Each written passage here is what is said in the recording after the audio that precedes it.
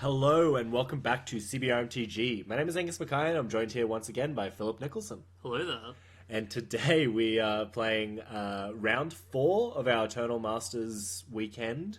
This is Eternal Masters in NLG Dandenong, one of the bigger Australian premier Highlander events in the country.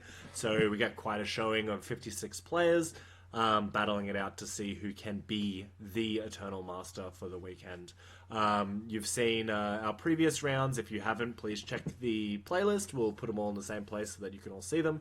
This is round 4, and it's Jared Goodwin on Reanimator and Jacob Turner on Mardu Pyromancer or Mardu Midrange. So, if it's alright with you, Phil, usually I give you the reins to talk about the decks, but if it's okay, I think I'd like to talk about 5-color Reanimator, as this is coincidentally my 75 pile of cards. Just for you, sure. So Jared is playing 5-color Reanimator, with its points being split across Dig Through Time and Vampiric Tutor as just good tutory cards to reduce the variance, and Force of Will to give yourself a bit of protection, and then of course Oath of Druids, which is a extremely powerful 1-point card. Basically only sits in a few decks, the only viable one being Reanimator, where you are hoping that your opponent gets creatures on the battlefield, which is usually pretty likely, or you can get Forbidden Orchard, which will force your opponent to get creatures, and then you trigger Oath of Druids, and you have the deck building constraint of having 7 only creatures in your deck, and those 7 creatures are really, really, really big creatures. In this package, we have Ashen Rider, Emrakul the Eon's Torn, Grizzlebrand, Iona Shield of Amera, Jin Gitaxis Core Augur, Kozilek the Great Distortion, and Niv Mizzet Perun. So this is a Grixis base deck with splashing green for Oath of Druids and some sideboard cards, and splashing white for a single copy of Unburial Rites. This is due to the recent Gifts Ungiven depointing. Gifts are given previously 1 point, is now 0 points, and it's kind of too good not to play. Yeah, I mean, it's certainly a really powerful card. Yeah, absolutely. And on Jared's side, Jacob's side, we're playing Mardu Midrange. So while I cease my gushing over my fantastic deck and prepare myself for the next gushing, Phil, why don't you take us through this Mardu Midrange deck and how it ticks? Sure. So it's just a deck in the white, red, and black colors, playing all the kind of good 2-for-1 mid-rangey sort of cards you might expect to see throughout the format. So you're playing your Liliana's Triumphs, your Kolaghan's Commands, cards like Stoneforge Mystic, and then the good pieces of equipment you could find off that. Mm-hmm. You know, just all the good stuff cards that you would expect out of those 3 colors in the format. Stay true to the sort of mid-rangey nature where all your cards just have a lot of power in a vacuum. Some of the less synergistic but still less value-y cards, but just good synergistic cards we see Unearth as well. Probably a recent actually that's a good card coming out of Modern Horizons, although it's been legal in the format for quite some time. And then just good removal, good planeswalkers, and good creatures to back it up. So I think this would be a pretty interesting matchup, considering the white is not really outside of sort of Abzan or Green X white creature-y based decks. You don't see a lot of white in Highlander, and that means that Swords to Plowshares, Path to Exile, these sorts of cards are what Jared's got to be looking out for. So we'll see what he comes up with. Yeah, it's kind of interesting that sort of in Highlander, the very, very best removal in your swords and your path is in white, but there's just so few pieces of it that when you look, the control decks would rather be in colors like black and red, where you get access to more kind of second tier removal, but you just get so much of it that it doesn't really matter. Yeah, absolutely. But when you're in a more creature based deck like this one, where you want to be aggressive as well, white gives you some pretty nice creatures that often have incidental damaging text to your opponent. Yeah, and it looks like Jared's just going to go all in on this Oath of Druids line. He has the Vampiric Tutor, which is honestly probably just going to get a maybe an Urborg or even just a 2-color land and facilitate playing Oath on turn 2 and then just hoping for the best. I mean, white does have a lot of enchantment removal, but it seems pretty unlikely that he'll be playing at main board. So hopefully this Oath of Druids Forbidden Orchard combo will just go off and win Jared that game one. The only thing I'd be worried about main board is exactly Council Judgment, and you've seen the majority of your opponent's hand. So, unless it's that face down card or sort of the next one or two draw steps, it doesn't really matter. Yeah, absolutely. So here's the draw from Jared. Yeah, seems pretty good. So Oath of Druids getting the second spirit, but we do have Angrath's Rampage, which will take care of the first spirit, but subsequently after that he's probably going to have to piece things together. We do see Ophiomancer on Jacob's side, which I think is actually pretty important in this matchup. Some of the creatures do travel along the ground, and having a Death Touch Snake every turn will make things pretty important. I do believe, however, that the only death-touching creatures... the only creatures that walk along the ground are Jin-Gitaxias and Kozilek, the Great Distortion. Kozilek being actually hosed by Ophiomancer in the worst way possible, because you can always just double block because the Ophiomancer, and then Kozilek will die. So we're going to try and get a good hit off this Oath of Druids, I think. It's less relevant here than it would be in a situation where you had reanimated it somehow, because if your opponent plays out a Fiendmancer, they're just making more tokens, so you just get more creatures off your Oath of Druids. So even if the first thing is a Kozilek, it doesn't matter, because the next thing will be something else. Yeah, that's very true. And now sort of Jacob kind of has to make this decision. For anyone who doesn't know, we'll just quickly go over Oath of Druids Oracle text. At the beginning of each... I have it right here. At the beginning of each player's upkeep, that player chooses target player who controls more creatures than they do and is their opponent. So if your opponent has more creatures than you, the trigger goes on the stack and you can say yes to it. And if you say yes to it, you flip cards from the top of your deck until you reveal a creature card. You put that creature onto the battlefield for free, and the rest of the cards go into your graveyard. So obviously hugely impactful when you only have seven creatures and they're all fatties, which should be pretty powerful. So, and then you get to go to your draw step and continue on your turn. So it's basically it's pretty powerful, definitely. Yeah, I mean, it's usually pretty backbreaking for any kind of creature-based deck to have an Oath of Druids played against it on turn 2, because you, even without a Forbidden Orchard, you just can't enact your game plan properly anymore without your opponent getting free value. Yeah. And with a Forbidden Orchard, it's kind of doubly so. You're almost sort of incentivized to try to be more aggressive and just hope that your Forbidden Orchard tokens help you win the race. Yeah. But when your opponent mills through Dragon Breath, that doesn't really work out for you. Makes it a whole lot harder. Yeah, Dragon's Breath coming out of the graveyard onto the battlefield. If a creature enters the battlefield with converted mana cost 6 or more, which is all of the hits, so Dragon's Breath kind of just like a cute card, but definitely a good way to sort of get some lucky oath hits. So I mean, Jacob can't block here, so he is going to take that full 12 hit, and now Kozilek has the ability that it can counter any spell with converted mana cost 8 or 2. So probably likely to counter the Angrath's Rampage if Jacob decides to play it. If Jacob decides to play it, sorry, 2 J's, they all happen so fast.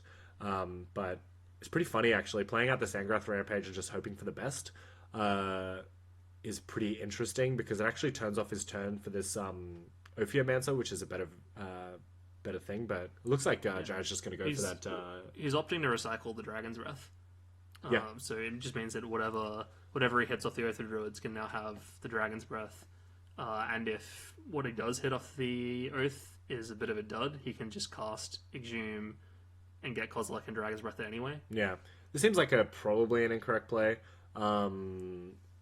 I mean, he's dead, so I guess it doesn't matter in the grand scheme of things. But you prefer your opponent to be on -8 than -1? Yeah, exactly. All right, yeah. That's fair. -1 is just so much less, And we'll see if our opponent... Yeah. This is probably a reason... it's hard to say. It looks like... Did we skip through our draw step? No, we didn't. We still have a card in hand. So he could have exhumed as well and had the Kozilek. I would probably want to do that. Yeah, having the Kozilek is really nice because it means you've got the Kozilek ability threatened, and if your opponent tries to go for the threat in response, then Dragon's Breath is in the graveyard again, and you can just Dragon's Breath the Kozilek. Yeah. So I don't know that Jared actually had a 2-drop to discard for the after the Exhume's used for the counter, but having the threat there is always nice. Yeah, absolutely. Make your opponent just extra think about it. And this game, like, true to Combo's nature, is kind of just almost over already. I mean, Jacob managed to survive another turn, which is pretty good because he was able to have that removal spell. This deck is chock full of removal spells, so it's definitely reasonable that he would have something for it. But it looks like we're just going to reanimate probably the Jin Gitaxis at this point. You're not getting a huge amount of value off Kozilek, but it looks like we're going for that anyway. See if we want to trigger. I think the big value of Kozilek is that it threatens lethal in a much shorter space of turns. For sure. Jin attacks seem to get blocked by those Forbidden Orchard tokens forever. Yeah. And like Jacob is in a position where with a decent number of lucky draws and the less good hits of Oath of Druid, he could still slap a win together. Yeah. You know, Jared is only on 8 here. It's only, you know, a couple of cracks in with some decent creatures and maybe a burn spell. Certainly not an unwinnable game. It's just a really rough state. Yeah, definitely a rough state. Definitely made better, however, by this Ophiomancer coming down, supplying him with another token. We get this interesting sub-game happening as well, so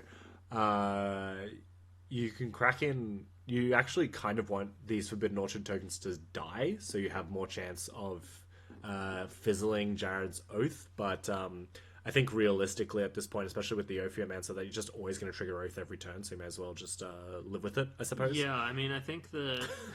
That'll do it. That's pretty good. I think that hitting him with both tokens has a bit of value, because at least then you're getting a bit of damage through as well. I guess that Jacob was hoping to double block Kozilek with 2 tokens rather than losing the Ophiomancer. Yeah, but again, that's still just kind of feeding you with the Druids. It's, you know, it's all a bit of a moot point if Jared's gonna just Oath into Emrakul with a Dragon's Breath. Yeah, we see a lot of Eldrazi Titans. Pretty big brain maneuver. Yeah, so pretty shows the power of Oath and why it is a point. I mean, it kind of basically only goes in this deck. You can play this sort of like Lab Maniac build where it's the only creature in your deck, or maybe Bomberman or something, but the main use of Oath of Druids is unfairly with reanimation creatures, so going to sideboards now, and Jacob has a lot to bring in this matchup. Jared on the left is playing Abrupt Decay, Ashiok Dreamrender, Assassin's Trophy, Bontu's Last Reckoning, Chaos Warp, Duress, Elish Norn, Energy Flux, Fatal Push, Pyroblast, Pyroclasm, Shred Memory, Sphinx of the Steel Wind, Stronghold Gambit, and Terracidon. And on Jacob's side, he has Cabal Therapy, Duress, Fairy Macabre, Graph Digger's Cage, Kalidas, Trader of Get, Campbell, Console of Allocation, Kataki, War's Wage, Nyx Fleece Ram, Pithing Needle, Parasitic Pillar, Rest in Peace, Spirit of the Labyrinth, Stony Silence, Tormod's Crypt, and Toxic Deluge. Now, for the fun fans listening at home, Jacob's playing the full 4 of Graveyard Hate pieces, as well as some incidental hate such as Kalidas if you're lucky, I suppose, but more so Campbell, Console of Allocation, and Pithing Needle has a lot of utility in this matchup as well. So what do you think Jacob's thinking right now about what he wants to bring in? Yeah, I mean, apart from the cards that you named, I think the Duress and potentially the Therapy are also pretty solid choices. Good point.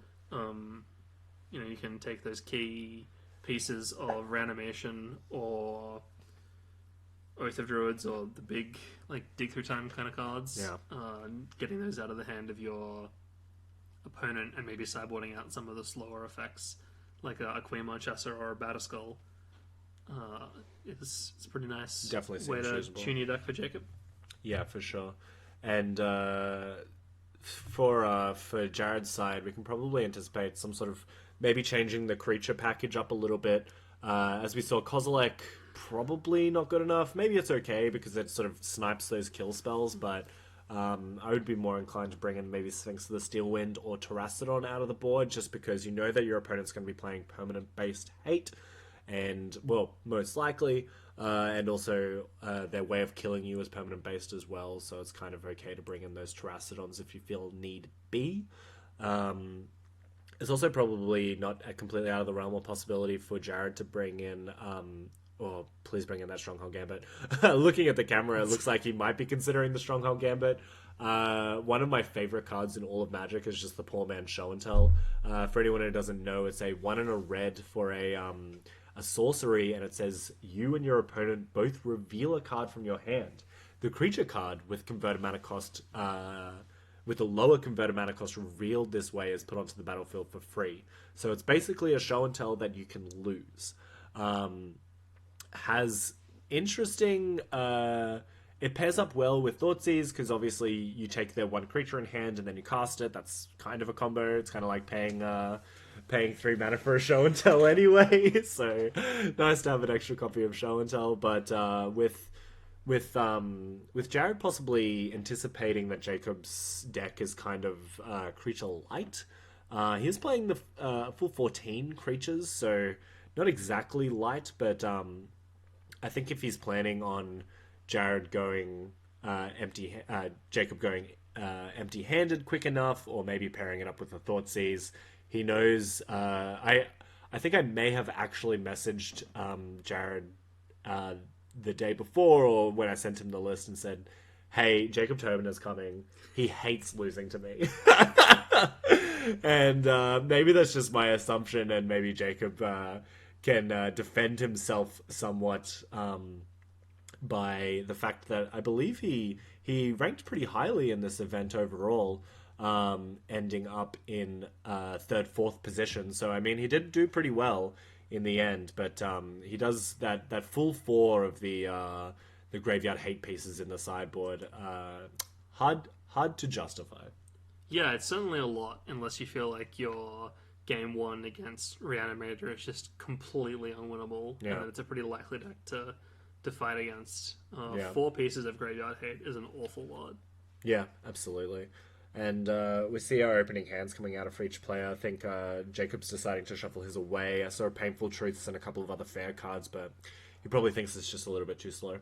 Yeah, I mean, if you're playing against a combo deck, you kind of need to be doing something on the first 2 turns of the game. Yeah. And if all you're going to do is run out some lands and cross your fingers and hope, you're probably going to lose.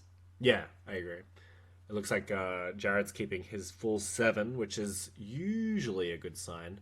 I didn't end up saying what was in his hand, but keeping a 7 when you're playing a combo deck, usually a good sign. Yeah, I mean, so long as he's not hoping to go to clean up and discard a faggot. Something that I've been burnt by many times. I think the first time that I did it in competitive rel was against a gentleman by the name of Dylan Brown. I had no idea what he was playing. I was definitely in the blind first time meeting the fella, and I just went to clean up. No, I got Thoughtseized, and then I was like, all right, go to clean up the next 2 turns, and then lost to some sort of kill spell, and it was just the worst. So I mean, you can get completely blown out by these cards, but you got to do what you got to do. You know, sometimes you just got to go to clean up and hope for the best.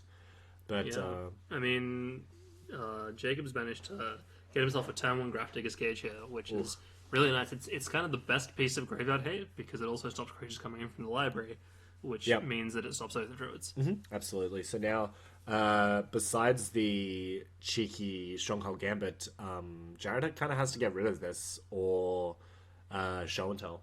And that's those only 2 options. I mean, Show and Tell, or I mean, you probably wouldn't want to run a Stronghold Gambit out now, even if you had it, because Jacob would still have all of his creatures in hand, presumably. Yep. But or you just hope for the best. Yeah, I mean, that's certainly a line. It's certainly a string of words that you can put together. It looks like he's just going to sort of take it slow. He does have the Misdirection and Jin-Gitaxias in hand, so it seems fine. I mean, the more sort of wheel spinning you do, it kind of goes okay. I kind of like seeing Grafdigger's Cage sometimes, because it means that your graveyard isn't actually exiled. So you can still put stuff in the graveyard, you just can't get it back out again. Yeah, I mean, that's definitely true. There's a lot of value to be had from the fact that once the Grafdigger's Cage is removed, it doesn't do any more damage. It's not like a Rest in Peace or a Tormod's Crypt or a Relic of Regenitus where you get rid of it and it's still rebuild afterwards. Yeah. Whereas once the Grafdigger's Cage is gone, it's gone. It's just really annoying while it's in play. Yeah, absolutely.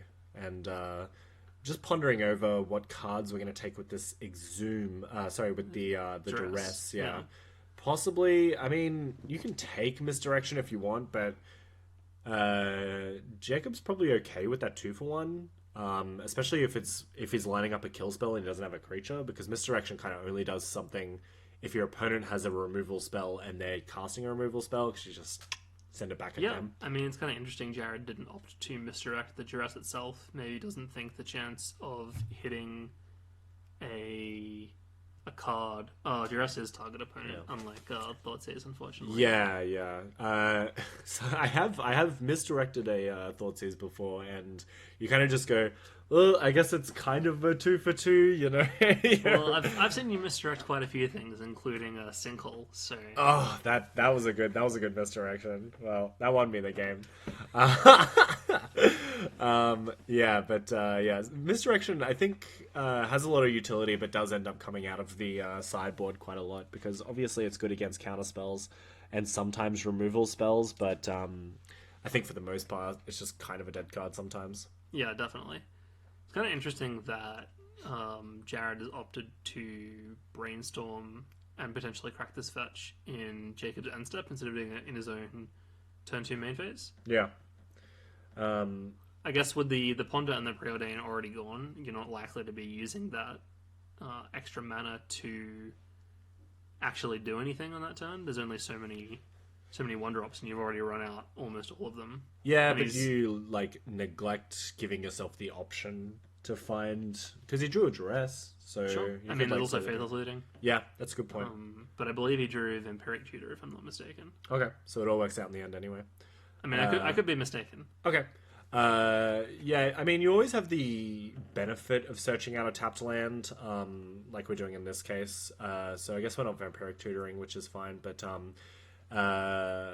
definitely utilizing the small opportunity you have to fetch out a shock land, considering it's it's a singleton format. You do have to play shocks because they're the second best duel available to you in most instances, but the life change can actually be pretty huge here. Yeah. I mean, there's certainly some decks where you don't have to play shocks, depending on a lot of factors that go into your mana base, but I think this kind of massively colored combo deck is not really one where you can get away with that. It's kind of interesting that Jacob has elected to keep Liliana of the Veil in his deck post-board, because as we can see here, even though Jacob has no cards in hand, he's electing not to tick it up because of the free discard it would give to Jared. It's kind of an awkward card in this matchup, because it has an edict up its sleeve that can't be misdirected, which is of course good, but 3 mana and can be dealt with is kind of awkward, I think in my experience, I've found that Liliana of the Veil, when you get to this kind of position, or a lot of the time, you may as well just tick the Lily up anyway, because the Reanimator deck is actually kind of fatty light. Yeah, absolutely. It is only usually playing like 7 or 8 of these kind of massive creatures, and it's playing all these other sort of smoothing effects and reanimation spells, and like protection for the combo. It's actually pretty unlikely that you do tick it up and hit something you really didn't want to hit. Yeah, 100% agree. And now we're going to tick up without any hesitation at all, because Rest in Peace has entered the battlefield. Sad. Yeah, I mean, things aren't looking great for Jared. Yeah. I'm a little bit curious. It seems like he's left Iona Shield of Emeria in for this game too. Curious what you think of that card in this matchup, because I feel like I would probably take it out. Yeah, it seems like it's a bit of a coin flip picking white or black.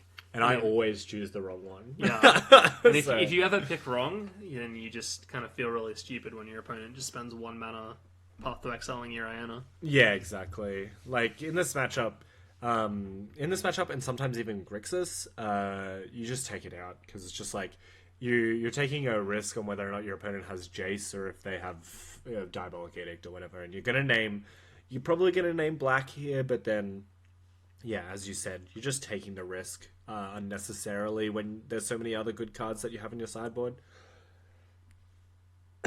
Excuse me. Yeah. So Jacob's gonna strap up this Monastery Mentor with an Umazali Chide and With a firm slap of the table as well. start cracking in. Yeah. This doesn't look really very good. I mean, we need to... It's not even at the point where we need to top deck... we see Assassin's Trophy. That's okay. But it's probably too little too late. Assassin's Trophy, obviously very powerful in this instance, but... sorry, in general. But in this instance, it's kind of just sucks. Like, we're taking out this Liliana now because we don't want to get triple Sinkhold, which is...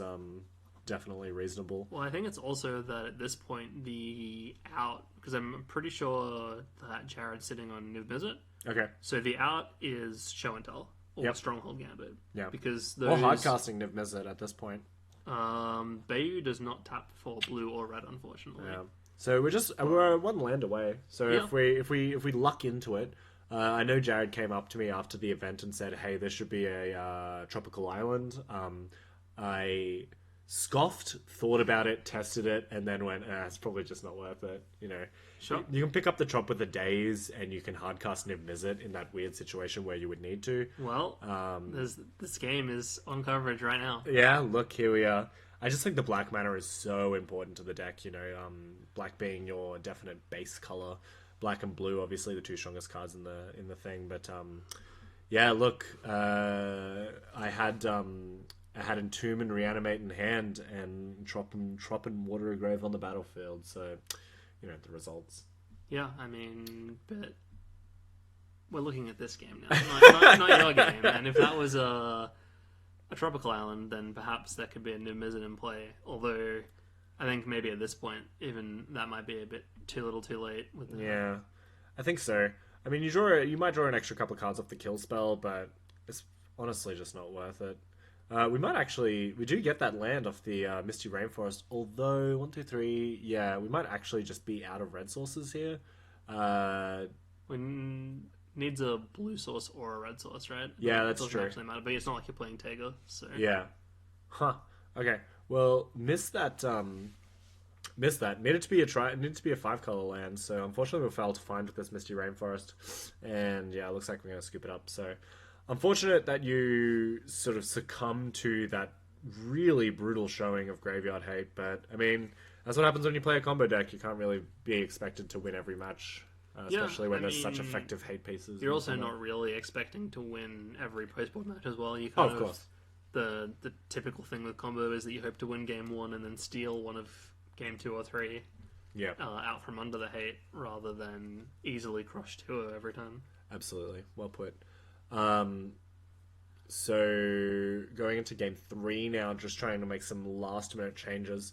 I think Jared, he's definitely piloted the deck, and I appreciate him for it. I did have a little scoff at him about the shred memory. His rationale for it was transmutes, which is definitely reasonable. Transmutes for half the deck, most of your cards being 2-drops. And especially the relevant pieces, so I can definitely consider that as an option, but it looks like he's just making some last minute changes before he ships it off. Unfortunately, Monastery Mentor, as we saw, didn't actually get a trigger that whole game, which I thought was pretty interesting. Yeah, I mean, just kind of the sequence in which Jacob drew his effects. He drew all of his non-creature spells, and then he drew Mentor, and then he drew nothing but creatures. Yeah. So it's still better than a Simian Spirit Guide as a 2/2 for 3 mana. So. I don't know about that. I've definitely cast a few Simian Spirit Guides in my time. Yeah, fair enough.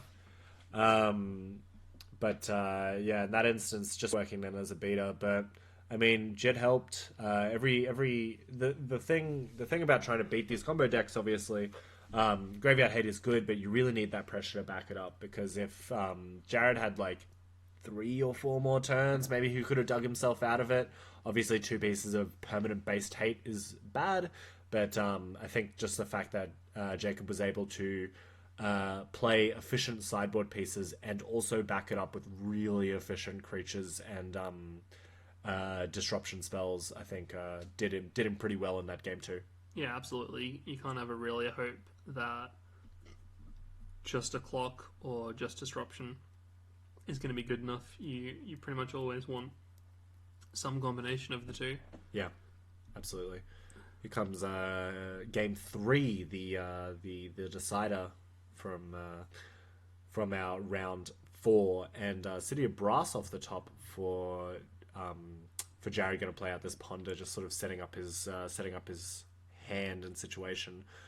Force of Will feels nice. He does have that Gataxian Probe for an extra card draw, if I'm not mistaken, and he does see a Vampiric Tutor off this ponder, so it might be worth sort of shucking that one as soon as you can to try and find your second combo piece. But it's kind of interesting he didn't elect to put the Vampiric Tutor on top of his library, so now it's in hand. If he gets Thoughtseized or Inquisitioned or what have you, it would be vulnerable. But it seems as though Jacob didn't have the turn 1 interaction. Is sitting on a Fairy Macabre, which is pretty nice. Yeah, it definitely feels good, and a go for the throat. So it could be a hard slog to get through this one, but I don't know. You probably don't play out the you probably don't just play out this Oath of Druids if you had the opportunity to. I mean, that's sort of where my mind went to immediately, was just go for the Oath of Druids. You have Force of Will backup, so it's like not completely out of the realms of possibility. But Jacob doesn't really have any creatures on the battlefield at the moment, and we don't have the Oath of Druids either, so we'll see. Yep. We'll see what he Vampiric Tutors for. It is nice to be able to play that quick piece of non-hateable graveyard, non-hateable reanimation spell in that Oath of Druids, that's for sure. Yeah, I mean, Jacob needs to have pretty much exactly Grafdigger's Cage to interact with Oath of Druids, or he needs something that removes artifacts and enchantments, and his sideboard didn't really have any of that. Yeah. And so playing out Oath of Druids and basically just telling Jacob, hey, you can't play any more creatures for the rest of the game, it honestly is not a terrible plan. Yeah, definitely not. But it looks like we're going for the Shallow Grave as the tutored card of choice. So Shallow Grave, 1 and a black for an instant speed reanimation spell on your creature gains haste until end of turn. The only downside is that you have to exile it. Not a huge downside if you've won the game because you've killed your opponent with say a Emrakul or a Kozilek. Probably worth noting that Shallow Grave does only reanimate the top creature card of your graveyard. Of course, well put. And something that people in Modern and Standard and those sorts of formats don't quite realize is that graveyard order matters because of some legacy cards like Nether Spirit and Shallow Grave. So important to keep those cards in mind. Yeah, I mean, if you're playing in any format with cards older than Modern, then graveyard order matters. So gotta, as we can see, Jared clearly knows that. He's put Entomb above the area where it belongs. Definitely important. And this is interesting. So we got Exhume instead of the Shallow Grave. My apologies, but we are going to get kind of blown out here, unfortunately. Because it would have been nice to see what Jared names with the Iona and whether or not it worked, but he had the Force of Will backup, but Fairy Macabre don't care about no Force of Will. Yeah, I mean, it's also a double wrecking because Exhume's still going to resolve, and Jacob's just going to get a free Fairy Macabre in play. Oh, the absolute dream. This is the dream.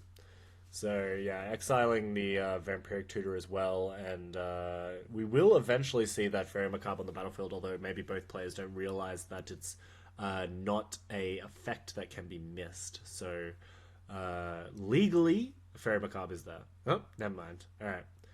It entered the battlefield eventually anyway.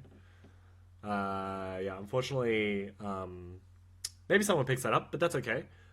We got there in the end. Hopefully it won't matter in the long run because, yeah, Fairy Macabre definitely on the battlefield from the Exhume, but that's okay. So, we do see the Shred Memory in hand as well, so we could do a 1-2 punch trying to get rid of the Fairy Macabre, but didn't exactly see it go that way. But he just preordained into Oath of Druids, which seems pretty solid. Yeah. It's definitely the card that you want to find. Here comes the Vindicate, but it looks like the it's going to hit the Force of Will. So sandbagging that Gataxian Probe for quite a time, probably the Gataxian Probe would have helped him figure out what his Vampiric Tutor was going to yield, because I believe he did have it from the start. So it's unclear exactly what he had in his hand that was better than the finding out what was in Gataxian Probe. But I think with Force of Will backup, you're probably just okay to take the risk. Not a whole lot of players in Highlander playing Fairy Macabre, so... Yeah, I mean, he just had a lot of cantrips in the Ponder and the Brainstorm that he probably felt were more valuable in trying to smooth out his hand than seeing what Jacob had access to. Yeah, absolutely. And, he managed to use those cantrips to great effect in finding the Oath of Druids even after the Vampiric Tutor was dealt with. And so now sitting quite pretty, he's also managed to Dak Faden into that Forbidden Orchard. Yeah, Forbidden Orchard feels good right now, so just not going to be able to allow Jacob to kind of figure out what he's going to do while limiting his creatures, because Jared's just going to keep giving him creatures with that Forbidden Orchard. Dak Faden and Niv Mizzet, best friends of all time. Every time you draw a card with Niv Mizzet, you ping any target. And then every time anyone casts an instant sorcery spell, you draw a card. So kind of a one-card combo on its own. Definitely a new inclusion to the deck, but a worthy one to be sure. Yeah, I mean, it's also just a big fat dragon. Just a big fat dragon, yeah, that's right. I think at less than 5 power and 5 toughness, actually, at less than 6, your creature should probably do something pretty influential. And Ashen Rider does the job, and so does Niv Mizzet. So I think that's probably pretty reasonable for Jared to include in his deck, that's for sure. Yeah. I think we're having a think about what exactly we could do. So we can, at worst, we can Fatal Push. Trigger Revolt, Fatal Push the Fairy Macabre. You'll only have one Fairy. You'll only have one Spirit, so it won't trigger the second Oath, but I think you're kind of in pretty dire straits if that's your best case scenario. Yeah, I mean, also, if you want... If like, your goal is to turn off Oath of Druids, at least in the short term, step 1 can just be attack with Fairy Macabre, because Jared is not on the world's healthiest life total. Yeah. And, like, the more damage you can do, the more likely you are to steal out the game with a couple of pieces of burn. Yeah, absolutely right, absolutely right. We do have Dreadbore and Go for the Throat, so there's no shortage of removal spells for once the creature comes down, but we are going to... Yeah, we're just...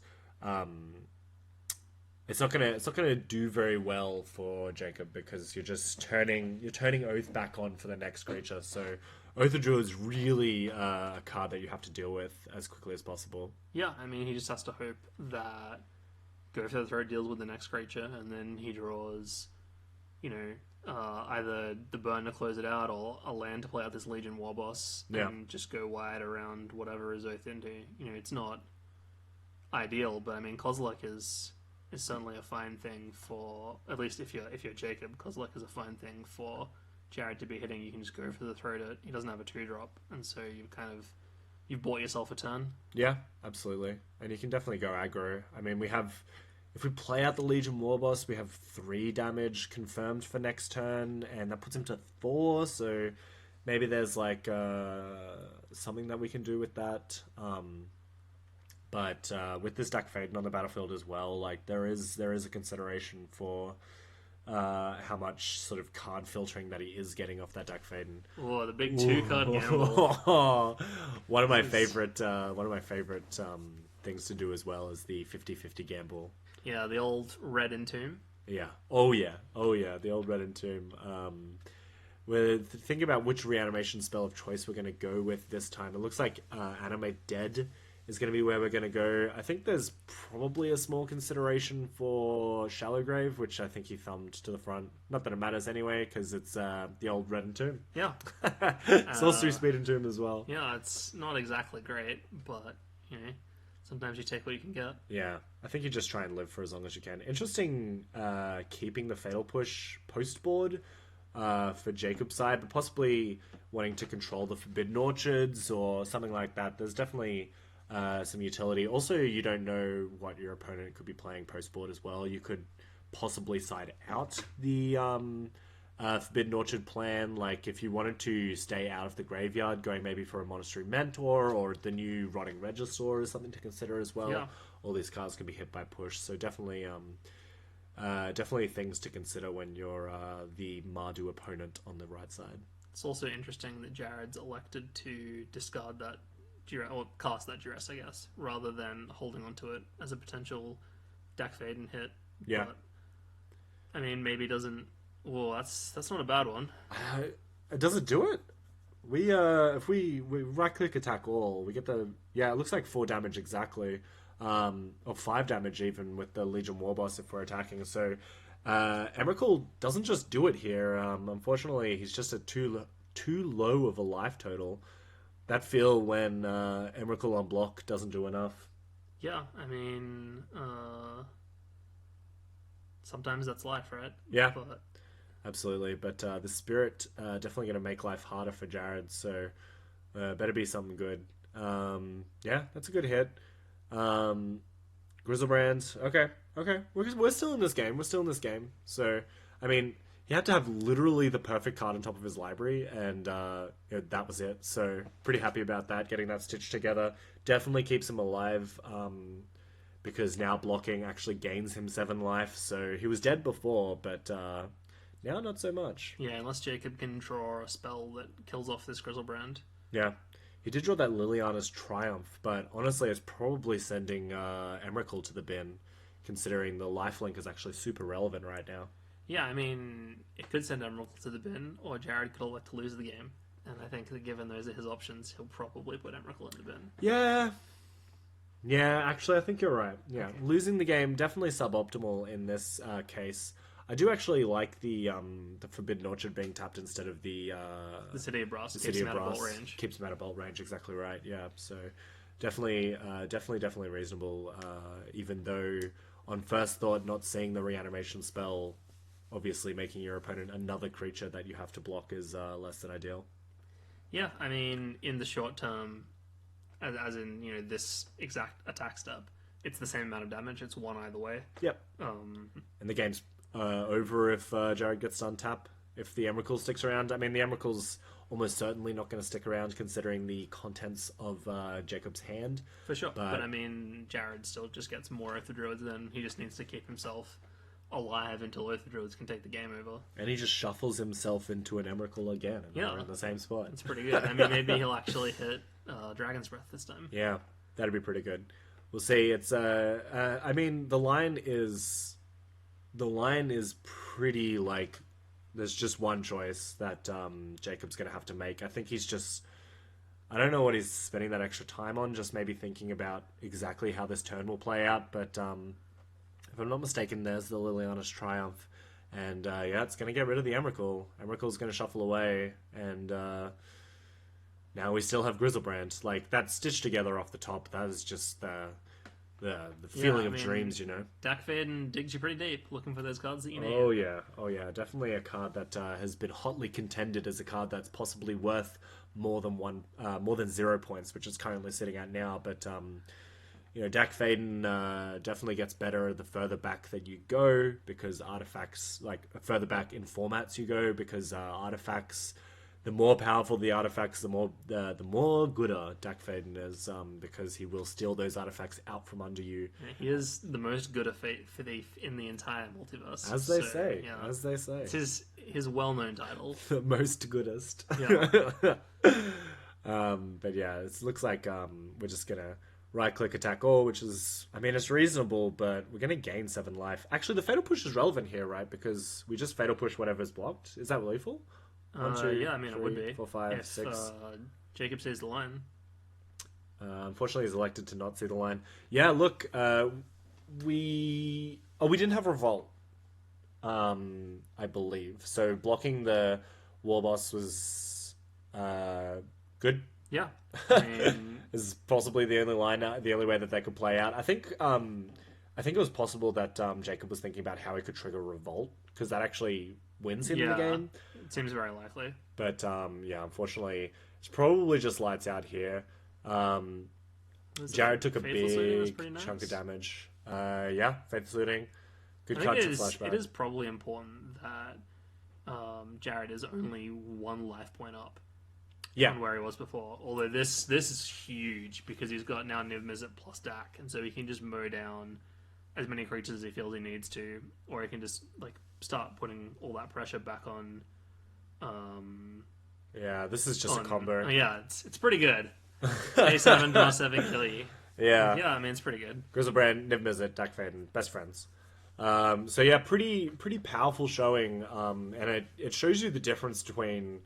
And it's exactly how you said. Shows the difference between the matchups where your opponent has graveyard hate and the matchups where your opponent doesn't have graveyard hate. Because game 3, Jacob just had like good cards, and that was not enough. And the kebab of victory will seal this one in. Confirmed tasty. Yeah, but as you mentioned, the stealing of one of the post-board games was exactly where Jared ended up finding himself, and he will take this one out. So I believe they both made it to the top 8. So spoiler alert, a month after the event is finished, they both made top 8. So they both did quite well, but Jared will be a little bit higher in resistance than Jacob because of this match. So congratulations to both players. Very interesting game, and God, that Oath of Druids, powerful card.